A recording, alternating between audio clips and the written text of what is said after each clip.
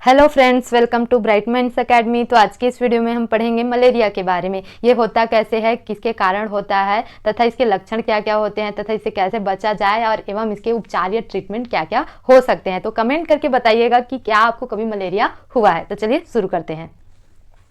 सबसे पहले देखते हैं मलेरिया का रोगजनक या इसका संक्रमण आखिर होता कैसे है ना। तो मलेरिया जो बुखार होता है वो किसके कारण से होता है? एक कोशिकी प्रोटोजोवन परजीवी प्लाज्मोडियम द्वारा होता है। किसके द्वारा होता है? प्लाज्मोडियम। किसके द्वारा होता है? प्लाज्मोडियम। ये प्लाज्मोडियम क्या है? प्रोटोजोआ है। क्या है? प्रोटोजोआ। तो सूक्ष्म जीव में से एक क्या है? प्रोटोजोआ। तो उस प्रोटोजोआ का नाम क्या है? प्लाज्मोडियम। तो प्लाज्मोडियम प्रोटोजोआ के कारण ही क्या होता है? मलेरिया रोग होता है। यहाँ पर ध्यान दीजिए, दो क्वेश्चन पूछा जाता है, एक तो कौन से मच्छर के काटने से और दूसरा उसके रोगाणु का नाम, है ना। तो ये प्लाज्मोडियम जो है मनुष्य शरीर में प्रवेश कैसे करता है और संक्रमण कैसे करता है, तो चलिए देखते हैं।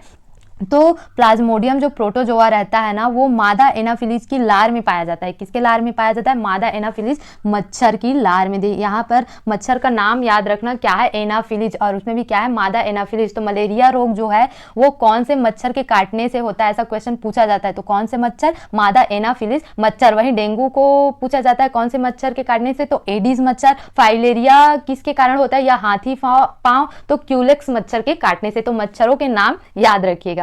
तो जो प्लाज्मोडियम होता है ना, वो मादा एनाफिलीज के लार में पाया जाता है। और जब मादा एनाफिलीज मच्छर किसी मनुष्य को, स्वस्थ मनुष्य का रक्त चूसती है, उसको काटती है ना, तब ये जो होता है प्लाज्मोडियम उसके रक्त में पहुंच जाता है और लाल रक्त कणिकाओं या फिर आरबीसी जिसको बोला जाता है, रेड ब्लड कार्पसल्स। हमारा रक्त कणिका जो है ब्लड में 3 प्रकार के होते हैं, आरबीसी, डब्ल्यूबीसी तथा प्लेटलेट्स। तो ये लाल रक्त कणिकाओं तथा यकृत कोशिकाओं को क्या कर देते हैं? नष्ट करने लगते हैं। और वहीं पर जाकर के लीवर में जाकर के क्या है, अपनी संख्या में ये क्या करने लगते हैं? वृद्धि करने लगते हैं और धीरे धीरे से लीवर की कोशिकाओं को क्या करने लग जाते हैं? नष्ट करने लगते हैं। और लाल रक्त कणिकाओं की कोशिकाओं को भी क्या करने लगते हैं? नष्ट करने लगते हैं।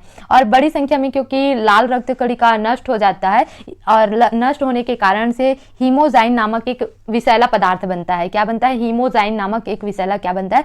पदार्थ बनता है, जिसके कारण से ही कपकपी के साथ क्या होता है? तेज बुखार आता है और फिर इसी को क्या कहा जाता है? मलेरिया रोग कहा जाता है। तो यहाँ पर देखिए 3 MCQ बनेगा। सबसे पहले रोगाणु का नाम पूछा जाएगा। मलेरिया रोग के रोगाणु का नाम क्या है? तो रोगाणु का नाम क्या है? प्लाज्मोडियम। और प्लाज्मोडियम क्या है? प्रोटोजोआ है। अब रोगाणु पूछने के बाद इसका रोग वाहक, है ना, रोग वाहक तो क्या है जाएगा? मादा एनाफिलीज मच्छर, है ना। क्या है? मादा एनाफिलीज मच्छर। और फिर पूछा जाएगा कि ये किसको इफेक्ट करता है, तो ये यकृत कोशिकाओं को क्या करता है? नष्ट करने का काम करता है। साथ ही साथ आरबीसी को भी नष्ट करने का काम करता है। और जब आरबीसी को ये नष्ट करने लग जाता है तो एक विषैला पदार्थ बनता है, उसको भी पूछा जाएगा। उस विषैले पदार्थ का नाम क्या है? हीमोजाइन। और जिसके कारण ही क्या है? कपकपी के साथ तेज बुखार आता है। तो सन 1894 में जो है भारतीय सेना के एक डॉक्टर सर रोनाल्ड रॉस ने पता लगाया कि मलेरिया रोग जो है मच्छर के काटने से फैलता है। और उसने ही बताया, ये ब्रिटिश है लेकिन इनका जन्म जो है उत्तराखंड में भारत में ही हुआ है। और ये भारतीय सेना के एक डॉक्टर थे और इनका नाम है सर रोनाल्ड रॉस। और इसलिए इनको जो है 1902 में इसके लिए क्या मिला था? नोबेल पुरस्कार से क्या किया गया था? सम्मानित किया गया था।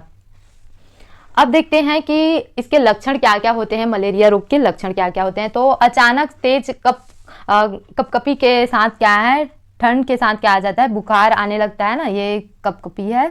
अचानक तेज कपकपी और ठंड के साथ क्या आने लगता है? बुखार आने लगता है। सिर दर्द करने लगता है और शरीर में क्या रहता है? अकड़न रहता है। पसीने के साथ देखिए अचानक से एकदम तेज बुखार आएगा और पसीने के साथ क्या है? वो बुखार उतरना भी शुरू हो जाता है। और शरीर में रक्त की कमी होने लगती है, आरबीसी क्योंकि नष्ट होते रहता है इस कारण से।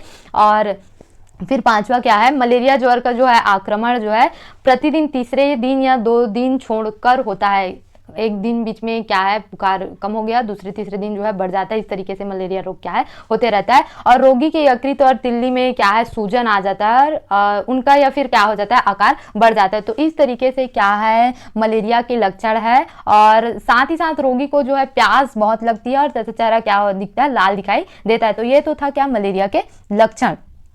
आप देख सकते हैं कि मलेरिया का रोकथाम या बचाव या उससे प्रिवेंशन कैसे किया जा सकता है, कौन कौन से तरीके हैं जिससे हम मलेरिया से बच सकते हैं। तो कौन कौन से तरीके हैं, तो छोटे तालाबों में मछलियां डालना चाहिए। क्या डालना चाहिए? मछलियां। अब छोटे तालाबों में मछलियां और मलेरिया का क्या कनेक्शन है, तो देखिए तालाबों में क्योंकि ना मच्छर के लार्वा रहते हैं, क्या रहते हैं? लार्वा रहते हैं, उनके अंडे रहते हैं। तो मछलियां क्या करती हैं, उनके अंडे या लार्वा को खा करके नष्ट कर देती हैं, जिससे मादा एनोफिलीज मच्छर क्या है, नहीं बढ़ पाता है ना। तो इस कारण से छोटे तालाबों में मछलियां डालना चाहिए। रुके हुए पानी की सतह पर तेल अथवा इंजन का जला हुआ तेल डालना चाहिए। क्यों डालना चाहिए? क्योंकि वहां पर भी मच्छर के लार्वा क्या रहते हैं, मौजूद रहते हैं। इस कारण से इंजन का जला हुआ तेल या कुछ भी तेल जो है डालना चाहिए, जैसे मिट्टी का तेल का छिड़काव करना चाहिए, जिससे उसका लार्वा क्या हो जाता है, नष्ट हो जाता है। और अनावश्यक जल जमा नहीं होना चाहिए, देना चाहिए, क्योंकि गड्ढे नालियों में उनकी साफ सफाई करना चाहिए, क्योंकि गंदे जगहों में या पानी वाले जगहों में क्या है, मच्छर ज्यादा पनपते हैं। संग्रहित जल को ढककर रखना चाहिए।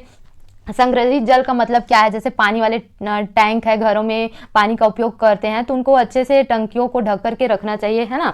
और नीम की पत्ती का क्या करना चाहिए, धुआं करना चाहिए। धुएं से फिर क्या है, मच्छर भगते हैं। तो इस तरीके से हम क्या है, मच्छर को भगा सकते हैं तथा मलेरिया से क्या कर सकते हैं, अपना बचाव कर सकते हैं। अब देखते हैं इसका उपचार कैसे कर ले, है ना, ट्रीटमेंट कैसे किया जाए अगर मलेरिया रोग हो गया तो इसके लिए कुछ क्या है, गोलियां वगैरह बताया गया है। तो विश्व स्वास्थ्य संगठन, है ना, WHO जिसको बोला जाता है, वर्ल्ड हेल्थ ऑर्गेनाइजेशन, तो इसकी सहायता से जो है राष्ट्रीय मलेरिया उन्मूलन योजना के अंतर्गत रोगी की रक्त की जांच की जाती है ना। एक प्रोग्राम चलाया जाता है जिसमें से क्या है, रोगी के रक्त की जांच की जाती है। और संक्रमण की स्थिति में क्या है, 600 मिलीग्राम क्लोरोक्विनिन की एक टीकिया जो है दी जाती है, और पहले दिन उसको तथा उसके बाद 15 मिलीग्राम की एक टीकिया जो है प्रतिदिन के हिसाब से लगातार 4 दिनों तक दी जाती है, और जिससे क्या है, मलेरिया ठीक हो जाता है। तो इसमें कुछ क्लोरोक्विनिन की गोलियां खानी पड़ती है और डॉक्टर की सलाह से ये लेना पड़ता है ना। तो उससे क्या है, मलेरिया रोग ठीक हो जाएगा। और जो है प्रति वर्ष जो है लोगों को मलेरिया के प्रति जागरूक करने के लिए, ताकि वो मलेरिया से बच सके, अपना बचाव के उपाय कर सके, इसलिए क्या है, प्रत्येक वर्ष जो है 25 अप्रैल को विश्व मलेरिया दिवस मनाया जाता है, ताकि लोग क्या है, मलेरिया के प्रति जागरूक हो सके